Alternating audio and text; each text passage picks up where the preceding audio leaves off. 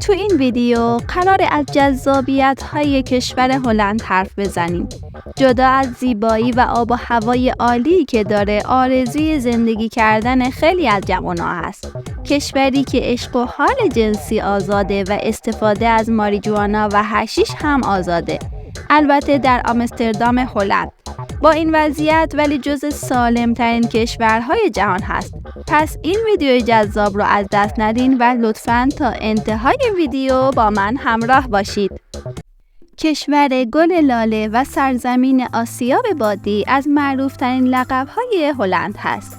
هلند یکی از کشورهای کوچک و باصفا در شمال غربی اروپا است و این کشور 17 میلیون نفر جمعیت داره. یکی از خوشمزه ترین پنیرهای این کشور پنیر گودا هست که موجب بالا رفتن تنوع غذایی شده. پایتخت هلند در شمال غربی خود هلند و نزدیک دریاست و آمستردام نام داره. مردم هلند به عنوان شادترین مردم دنیا جایگاه ششم رو به خودشون اختصاص دادن. جالب اینجاست که مردم هلند رضایت بیشتری از زندگی رو نسبت به مردمان کشورهای همسایه از قبیل آلمان و بلژیک تجربه می‌کنند. خدمات درمانی هلند یکی از بهترین های جهان هست و به عنوان یکی از 5 کشور با خدمات درمانی برتر در دنیا شناخته میشه.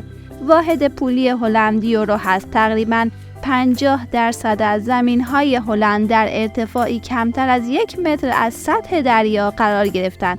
به خاطر همین اسم این کشور در زبان هلندی به معنی سرزمین پست هست.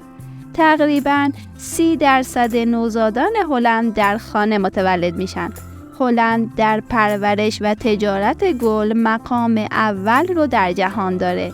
مردم هلند به عنوان بلند قدترین مردم دنیا شناخته میشن. میانگین قد مردان هلندی 184 سانتی متر و میانگین قد زنان هلندی 170 سانتی متره و این یعنی زنان هلندی جایگاه دوم از نظر بلند قدترین زنان جهان رو دارند. در هلند یک روستا برای آلزایمری ها وجود داره و اکثر مردم دنیا از اون بی اطلاعن و این روستا فقط برای نگهداری از افراد مسن مبتلا به آلزایمر طراحی و ساخته شده و فقط کسانی که آلزایمر دارن داخل اون زندگی میکنن. اصطلاح لاله هلندی یک دروغ بزرگ هست. این لاله هایی که در هلند وجود داره در اصل ترکیه‌ای هستند و از ترکیه به هلند فرستاده شدن. اما حالا این هلند هست که در دنیا به خاطر گل‌های لاله معروف شده. در هلند تعداد دوچرخه‌ها از مردم بیشتره و یکی از جذاب‌ترین حقایق درباره هلند اینه که در این کشور بیش از 22 میلیون دوچرخه وجود داره، در حالی که فقط حدود 17 میلیون نفر در هلند زندگی می‌کنند.